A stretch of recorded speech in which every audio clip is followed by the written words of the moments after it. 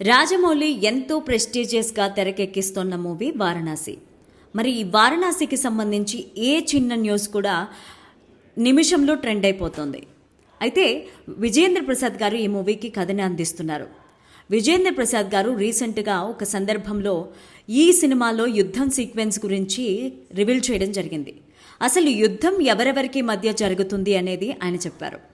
రాముడికి అండ్ కుంభకర్ణుడికి మధ్య జరిగే యుద్ధాన్ని ఈ సినిమాలో అద్భుతంగా చూపించారు రాజమౌళి అని చెప్పి విజయేంద్ర ప్రసాద్ గారు చెప్పడం జరిగింది. రామాయణమే తీసుకున్నాం అనుకోండి, అసలు రామాయణంలో కుంభకర్ణుడికి రాముడికి ఎందుకు యుద్ధం జరుగుతుంది అంటే, రావణాసురుడు సీతమ్మని లంకకి తీసుకొని వెళ్తాడు.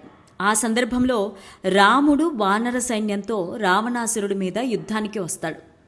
అప్పుడు రావణాసురుడి సైడ్ ఉన్న సైన్యం అంతా కూడా ఓడిపోతుంది. అప్పుడు కుంభకర్ణుణ్ణి నిద్రలేపి నాకు హెల్ప్ చేయమని రావణుడు ఆయన్ని అడగడం జరుగుతుంది.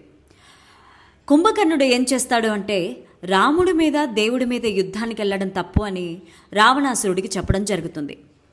లాస్ట్కి అన్న చెప్పాడు కదా అని చెప్పి విధేయుడిగా ఆ మాటకి ఒప్పుకొని రాముడి పైన యుద్ధానికి వెళ్ళడం జరుగుతుంది. ఈ చిన్న సీక్వెన్స్ సినిమాలో చాలా అద్భుతంగా చిత్రీకరించారు అని చెప్పి విజయేంద్ర ప్రసాద్ గారు చెప్పడం జరిగిందనమాట. సో రాజమౌళి గారు ఏం తీసుకున్నా కూడా దాని వెనకాల ఒక పెద్ద హిస్టరీ ఉంటుంది. అండ్ ఏ చిన్న సీన్ వెనకాలైనా చాలా పెద్ద కష్టం కూడా ఉంటుంది. సో ఈ మూవీ సక్సెస్ అవ్వాలి అండ్ ఈ మూవీ నుంచి మరిన్ని అప్డేట్స్ రావాలని కోరుకుందాం.